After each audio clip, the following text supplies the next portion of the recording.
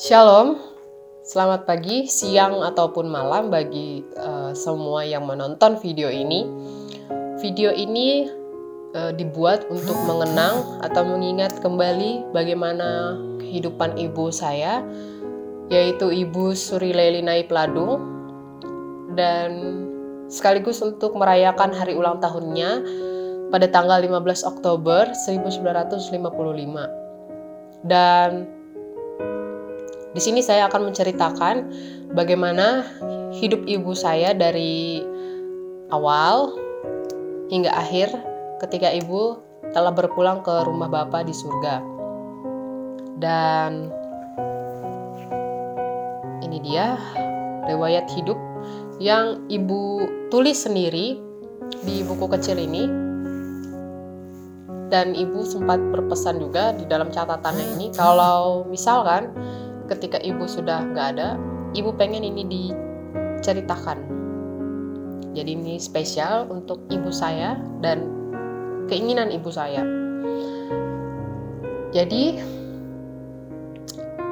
riwayat hidup ibu saya itu, ibu saya lahir di Sepang Simin tanggal 15 Oktober 1955 dengan nama Dr. Randa Surileli Naipladung. Ibu merupakan anak keempat dari 8 bersaudara. Nama ayah atau kakek saya yaitu Naip Ladung Said. Nama ibu atau nenek saya yaitu Jina Teruji. Kemudian nama saudara-saudara dari ibu saya, yang pertama yaitu Marinte Tuse Naipladung. Kemudian yang kedua Justina Kute Naipladung. Kemudian yang ketiga Berdi Naipladung. Kemudian ibu saya anak keempat, dan anak yang kelima yaitu Dane Naipladung. Yang keenam itu Eliansi Naipladung. Yang ketujuh itu Dr. Andes Aloysius Gandhi Naipladung. Kemudian yang terakhir yaitu Tate Naipladung. Untuk anak yang ketujuh juga sudah berpulang ke rumah Bapa di surga. Jadi sisa 6 bersaudara dari riwayat keluarga ibu saya. Riwayat pendidikan ibu saya. Ibu saya itu lulus sekolah dasarnya itu tahun 1968 di Sepang Simin. Kemudian sekolah menengah pertamanya lulus tahun 1971 di Sepang Kota. Kemudian pada saat mau SMA atau SMEA di sini lulus tahun 1974 di Kota Palangkaraya. Kemudian ibu mengambil sarjana muda dan lulus tahun 1980 di Kota Palangkaraya. Kemudian ibu mengambil sarjana 1 atau strata 1 di Palangkaraya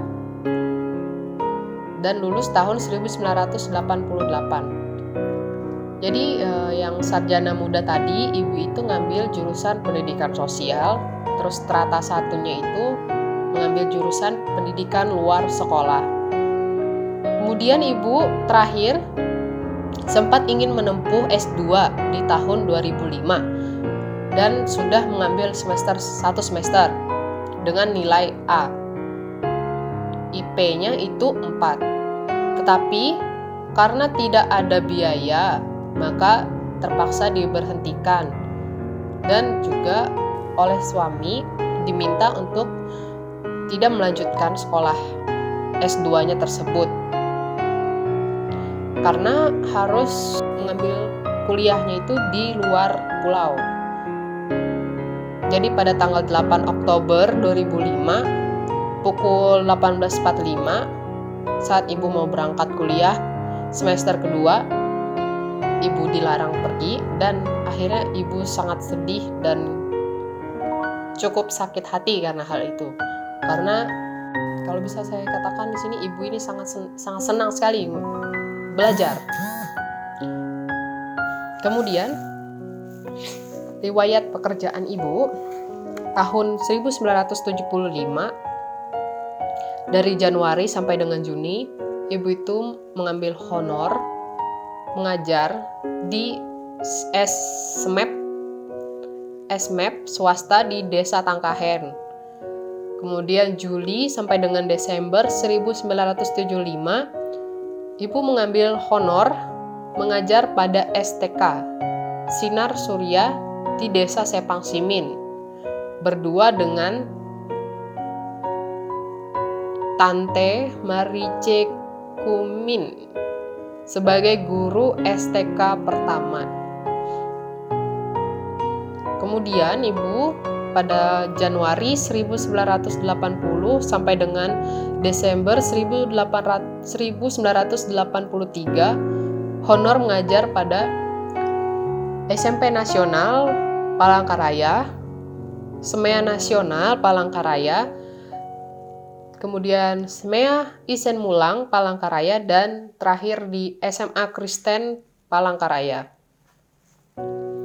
Kemudian sejak tanggal 1 Maret 1983 diangkat menjadi CPNS dan ditempatkan di SMA Kristen Palangkaraya dengan SK nomor 67063 garing C garing 4 garing 1983 tanggal 25 Juni 1983 dengan pangkat pengatur muda tingkat 1 golongan 2B 2 garing B.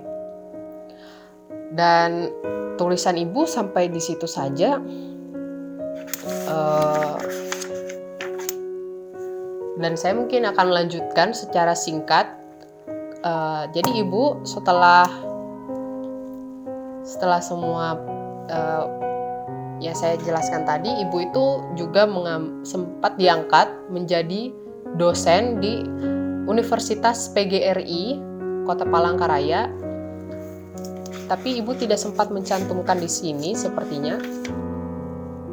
Jadi ibu itu menjadi dosen di SMA PGRI. Kemudian ibu itu juga riwayat hidupnya sempat menjadi pengawas di SMA Negeri 2 Palangkaraya. Setelah menjadi pengawas, akhirnya ibu pensiun. Kemudian ibu mencoba mendaftar di anggota DPRD Kota Palangkaraya, namun gagal karena dari suara itu kurang. Tetapi suatu keajaiban muncul dan akhirnya ibu itu bisa terangkat menjadi anggota DPRD. Dari pihak anggota DPRD-nya itu ingin mencalonkan diri menjadi pejabat lain. Jadi akhirnya ibu saya yang kebetulan suaranya di bawah sedikit dari yang terpilih tersebut, akhirnya diangkat dan menjadi salah satu anggota DPRD Kota pada tahun 2018 hingga 2019. Jadi masa jabatannya hanya 1 tahun. Kemudian saya ceritakan menikah dengan ayah saya yaitu Iyub Emun Ahad SH pada tahun 1991 tanggal 13 Juli. Dan saat itu usia ibu saya itu kurang lebih 36 tahun, ayah saya 27 tahun, dan selisih usia mereka yaitu sekitar 9 atau 10 tahun. Jadi ibu saya ini dan ayah saya kemudian memiliki 2 orang anak.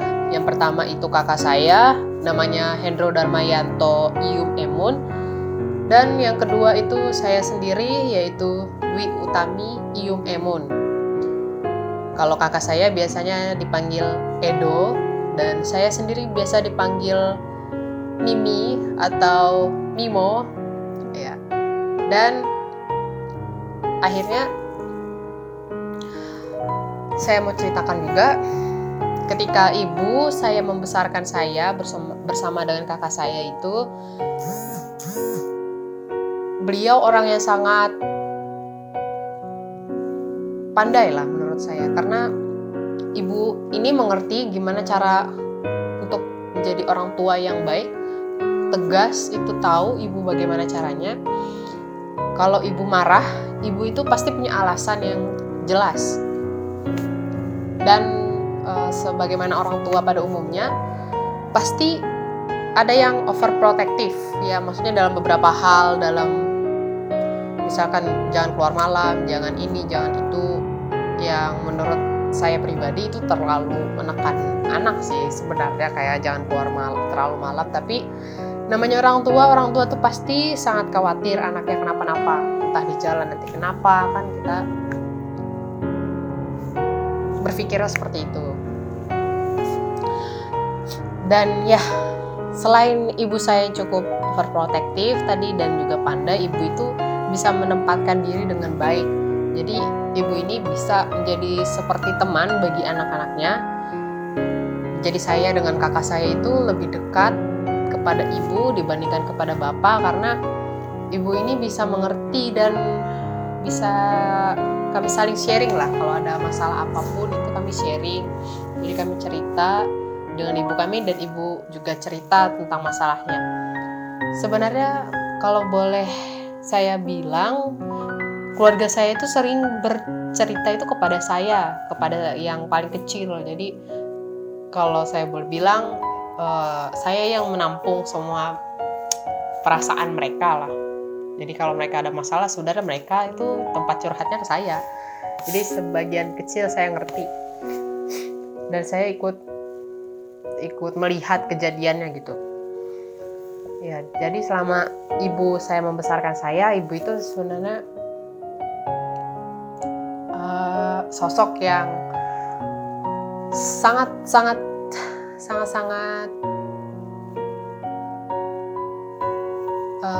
penyayang, tapi sangat sulit juga untuk mengungkapkannya. Jadi ibu saya itu dan keluarga kami lah semuanya, kalau mengungkapkan sayang itu agak malu gitu.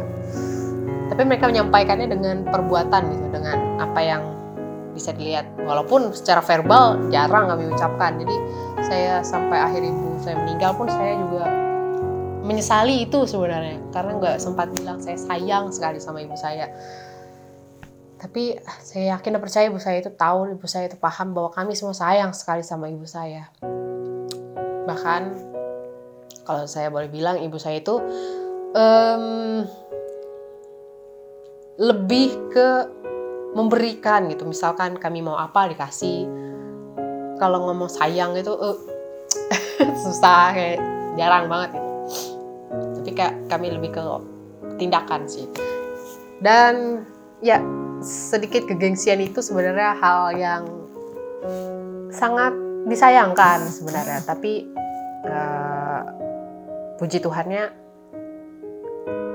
kami, menurut saya pribadi, saya bersyukur punya ibu seperti itu, karena jauh dari kedalaman hatinya saya bisa paham bahwa ibu saya itu sosok yang saya kenali itu tegar dan sebenarnya orang yang suka menyimpan masalahnya sendiri, sama seperti saya dan kakak saya dan mungkin kami sekeluarga gitu. Jadi berusaha untuk selalu memberikan yang terbaik dan gak mau kelihatan lemah. Jadi mungkin terlalu baper itu suatu bentuk yang lemah gitu menurut kami. Jadi ya akhirnya seperti itu bentukan cara kasih sayangnya. Dan saya sebenarnya juga sangat bersyukur juga ketika saya tahu dan saya mulai memahami setelah ibu saya nggak ada, bahwa ibu saya ini sosok yang menurut saya itu pahlawan semua orang gitu. Karena saya tahu ibu saya ini backgroundnya seorang guru, memberikan pendidikan, mengajar orang, hingga orang akhirnya sukses, berhasil. Ibu saya juga seorang yang bisa menempatkan diri tadi saya bilang, sehingga dimanapun dia berada, dia bisa adaptasi, dia bisa ikuti, dan nggak semua orang seperti ibu saya gitu. Di usianya yang sampai terakhir kemarin 64 tahun, ibu saya itu pandai main handphone, gadget, punya Instagram, punya hal-hal yang anak muda banget sekarang bisa pakai. Jadi kemampuan adaptasi yang ibu miliki itu luar biasa, dan saya akui ibu itu pintar banget di dalam perjalanan hidupnya gitu. Bahkan hal-hal yang seharusnya dilakukan cowok pun ibu bisa, kayak bertukang kayak gitu. Saya nggak bisa habis pikir ya soal ibu itu tuh luar biasa banget. Apalagi mungkin background ibu dari seorang petani, bisa mengerjakan hal-hal yang seharusnya cowok lakukan, ibu tuh bisa. Dan ya, selain itu saya juga yakin dan percaya ibu saya itu sampai akhir hidupnya Tuhan sangat memberkati ibu. Ya, Tuhan sangat memberkati ibu. Kenapa saya bilang begitu? Karena yang saya tahu, ibu itu gak mungkin seperti sekarang, gak mungkin punya anak yang anggapannya itu bisa sangat dekat dengan Tuhan juga. Saya akui saya itu bisa dibilang dekat dengan Tuhan, tahu tentang Tuhan, dan memiliki pribadi seperti sekarang itu karena bantuan dari ibu saya dan kasih karunia Tuhan lah. Kalau misalkan saya nggak punya Tuhan, kalau misalkan saya dan kakak saya nggak punya Tuhan, mungkin karena ibu kami adalah orang yang sangat dekat sama kami, mungkin kami sekarang depresi banget dan kehilangan arah gitu. Jatuhnya kehilangan arah, dan bisa jadi mungkin kita nggak tahu entah saya itu ngapain kah, entah kakak saya itu ngapain kah. Tapi puji Tuhannya karena kami semua sudah dekat dan mengenal dengan Tuhan. Keinginan kami terbesar adalah supaya bisa bareng-bareng sama ibu kami, bertemu di akhir kehidupan nanti. Dan saya juga berharap semoga ibu saya juga bisa melihat apa yang saya lakukan saat ini, dan yang jelas saya pengen banget semua orang juga tahu bahwa seorang Dr. Anda Suri Leli Naipladun itu orang yang sangat-sangat luar biasa, terutama untuk anak-anaknya, untuk keluarganya, untuk semua orang yang kenal dengan dia. Walaupun ibu itu kalau bicara ya tegas banget, tapi sebenarnya hati dari ibu saya itu sangat lembut. Sangat lembut. Tapi karena dia berusaha untuk menjadi sosok yang kuat untuk orang lain dan untuk menopang orang lain sehingga kelihatan tegas gitu, padahal enggak. Ibu itu sangat lembut dan kuat. Karena nggak ada orang yang misalkan jatuh bangun kena penyakit, kena ini, kena itu, masih kuat sampai akhir hidupnya. Kalau dia nggak kuat, mungkin ibu saya itu ketika jadi petani, mungkin jadi dari keluarga petani, ya mungkin akan berakhir jadi petani aja. Tapi karena beliau memiliki kekuatan, beliau memiliki semangat hidup yang luar biasa, sehingga akhirnya beliau bisa sampai sejauh ini, bahkan jadi salah satu mantan anggota DPRD Kota Palangkaraya. Ya walaupun DPRD sekarang background DPRD itu agak jelek ya, tapi istilahnya gini, karir ibu saya yang dari awalnya nol, maksudnya dari awalnya nggak berada, jadi berada sampai sekarang, itu kalau bukan dari keteguhan, kekuatan, dan semangat hidup ibu saya, serta kasih karunia Tuhan, mungkin ibu saya nggak sampai seperti sekarang. Dan saya percaya Tuhan benar-benar bekerja dalam kehidupan ibu saya, meskipun saya sendiri melihat gimana beratnya perjalanan hidup ibu saya. Dari dulu rumah kami itu dari rumah kayu sampai sekarang beton. Dulu yang kami naik motor, sekarang ada kendaraan roda 4. Dulu yang saya akui ibu saya itu biasa aja, sekarang punya banyak tas gitu kan. Ada barang-barang yang ibu miliki yang sekarang dulu nggak punya, sekarang punya, dulu yang susah, sekarang lebih mudah ibu dapatkan sekarang itu karena Tuhan bekerja. Tapi materi sebenarnya susah ya, kalau kita bahas materi doang, mungkin nggak akan bisa menggantikan presence ibu kita, ibu saya ya. Kehadiran ibu aja sudah sangat luar biasa gitu di tengah-tengah dunia. Jadi saya berpikir pemberian Tuhan atas hidup ibu saya sampai dari dia awal lahir sampai dia 64 tahun dan terakhir sekarang dia ulang tahun ke-65, itu sangat luar biasa. Dan saya sangat bersyukur kepada Tuhan karena saya punya mama yang seperti mama ini. Terima kasih Ma sudah membesarkan kami, mengenalkan kami dengan Tuhan yang luar biasa, memperlihatkan gimana Tuhan itu bekerja dalam kehidupan Mama, memperlihatkan gimana kerasnya Mama berjuang, hidup, berjuang atas kehidupan Mama dari pas Mama sakit sampai saat ini. Semuanya itu nggak bisa diucapkan dengan kata-kata. Dan ya, saya mau cerita sedikit juga. Ketika itu Mama yang sakit sebelum masuk rumah sakit itu sebenarnya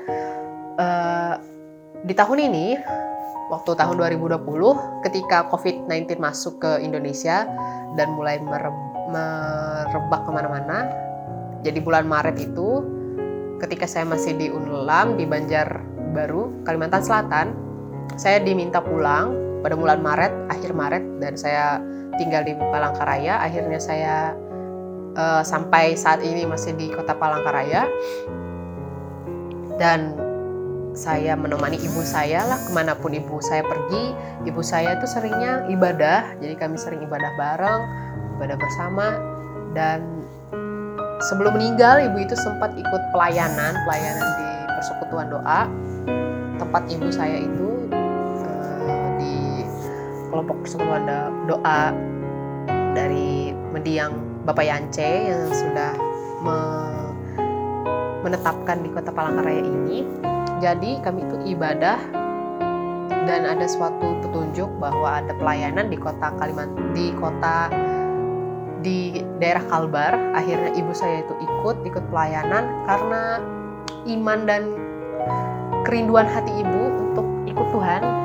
Jadi ibu itu selalu ikut ibadah ke Kalbar sampai akhirnya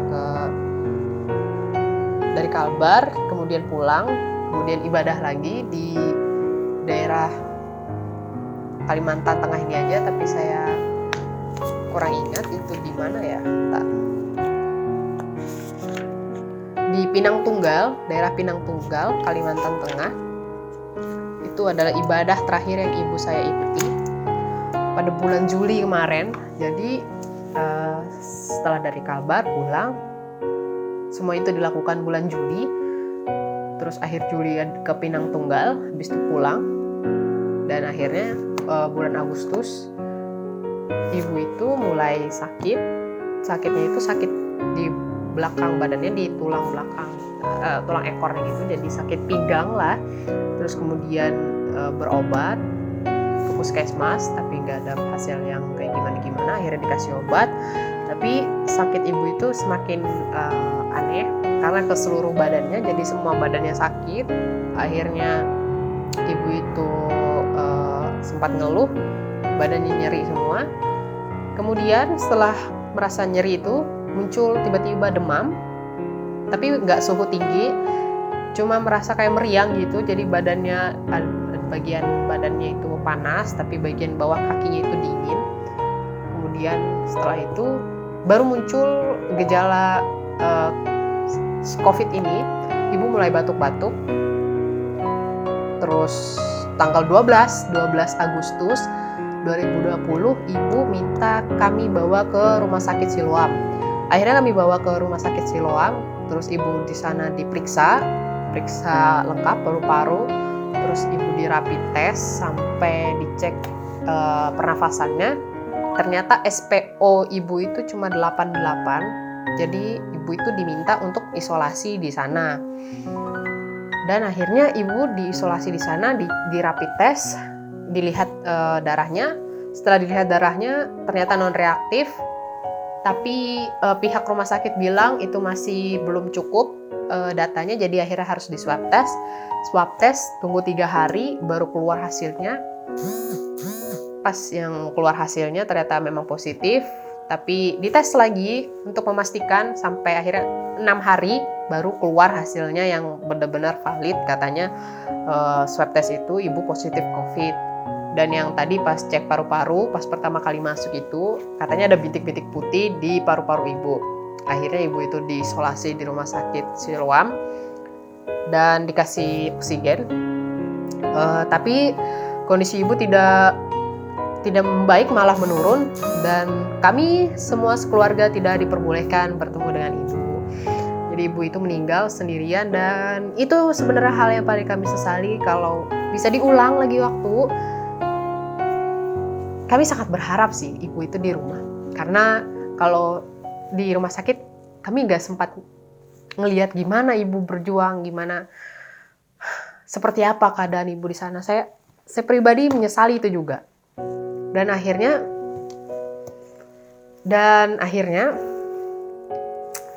tanggal 19 Agustus 2020 ibu menghembuskan nafas terakhir.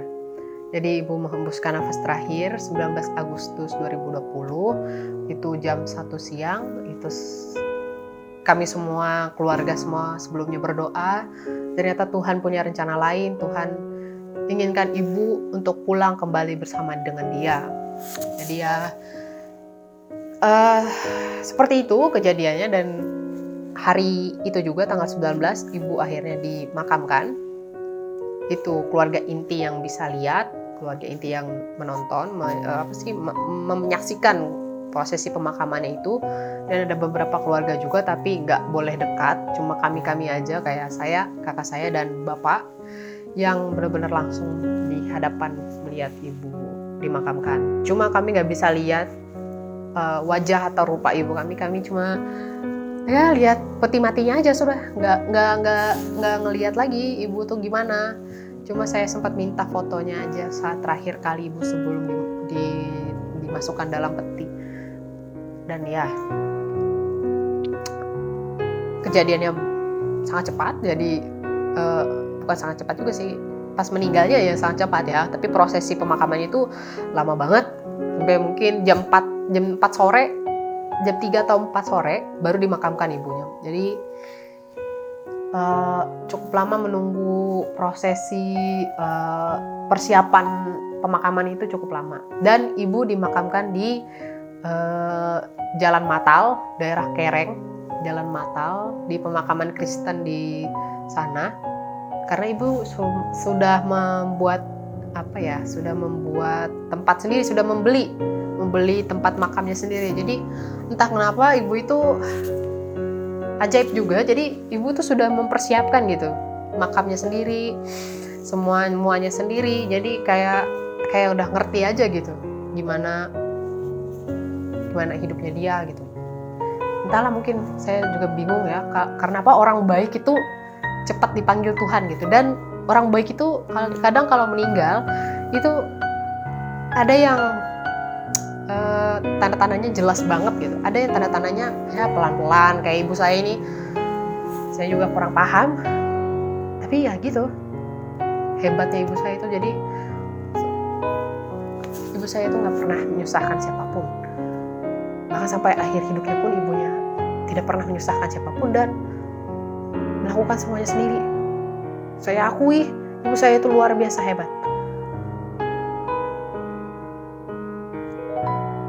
Dan gak mungkin ada yang bisa kayak ibu saya. Saya percaya ibu saya itu satu-satunya mungkin yang ada di dunia yang kayak gitu. Dan ya, setelah proses pemakaman dan segala macamnya, kami keluarga juga dites COVID.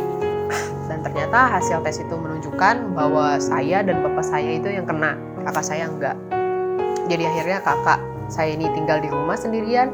Kami berdua, ayah saya dan saya, akhirnya di karantina di asrama haji Kota Palangkaraya. Jadi di sana kami di karantina, dikasih obat, terus disuruh ikut kegiatan di sana lah istilahnya. Dan setelah hampir seminggu kami swab test lagi, dilaksanakan di asrama haji di sana. Ternyata hasilnya negatif, baru kami boleh dipulangkan. Nah, jadi singkat cerita, kami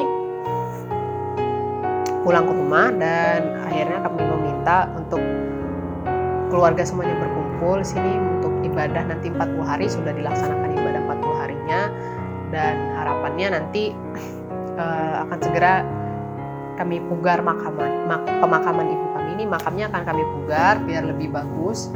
Dan ya, sebelumnya saya juga mau sedikit cerita. Sebelum ibu meninggal, syukurnya puji Tuhan ibu itu sempat melihat cucunya yang lahir dari anak pertamanya kakak saya itu dengan istrinya, dan melahirkan anak perempuan yang cantik namanya Selin.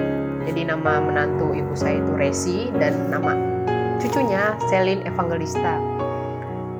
Dan ya, Selin ini lahir juga, ibu saya ada di sana, prosesi melahirkan ibu di sana juga. Jadi walaupun sangat singkat kebersamaan ibu dengan cucu, tapi saya bersyukur ibu itu sempat bertemu dengan Selin. Walaupun kondisinya sangat-sangat sebentar banget, cuma ya Selin itu lahir tanggal 6 Mei, jadi sekitar 3 bulanan aja ibu, 3 bulan atau 5 bulan, 3 bulan deh, 3 bulan ibu bareng sama Selin. Jadi bulan Mei, Juni, Juli, Agustus nggak sempat ketemu lagi, jadi sampai bulan Juli aja, jadi 3 bulan ibu sama Selin. Tapi setidaknya ibu sempat ketemu sama Selin. Sebenarnya pasti keluarga kami masih mengharapkan ibu masih bareng-bareng dan bisa melihat Selin gitu, sampai Selin gede, sampai saya lulus. Saya sebenarnya masih belum selesai kuliah, jadi saya itu sebenarnya semester akhir, belum sempat lulus. Mungkin doakan saja supaya lulus tahun depan. Dan kami semua terkadang merasa sedih aja sih dengan keadaan ini. Kalau saya pribadi sebenarnya sempat kecewa dengan keadaan seperti ini kepada Tuhan. Karena apa? Sampai ibu saya yang sangat dekat dengan Tuhan harus berakhir seperti yang saya ceritakan sebelumnya, karena COVID dan macam-macamnya itu. Tapi balik lagi, mungkin apa yang dipikirkan manusia, apa yang mungkin menurut saya itu salah, itulah yang terbaik menurut Tuhan. Saya juga nggak mengerti, tapi saya percaya, saya serahkan semuanya sama Tuhan. Jadi mungkin singkat sampai di situ saja perjalanan dan bagaimana saya menceritakan tentang ibu saya. Semoga apapun yang pernah ibu lakukan, bagi siapapun itu yang menonton, kalau ada ibu salah kata, ada salah perbuatan, mohon dimaafkan.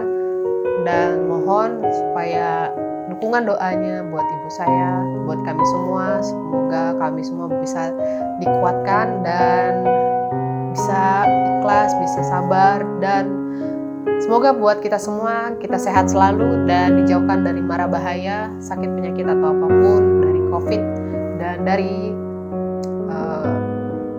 masalah-masalah berat yang harus kehilangan seperti ini juga. Tapi kita serahkan semuanya kepada Tuhan. Dan terima kasih sudah menyaksikan video ini. Akhir kata, saya mohon maaf apabila ada kesalahan dari perkataan atau sikap saya. Mohon dimaafkan sebesar-besarnya, saya minta maaf. Dan sampai jumpa lagi di video yang lainnya. Sekian dari video untuk mengenang orang tua saya dan ucapan selamat ulang tahun bagi ibu saya yang ke-65. Tuhan Yesus memberkati kita semua. Amin.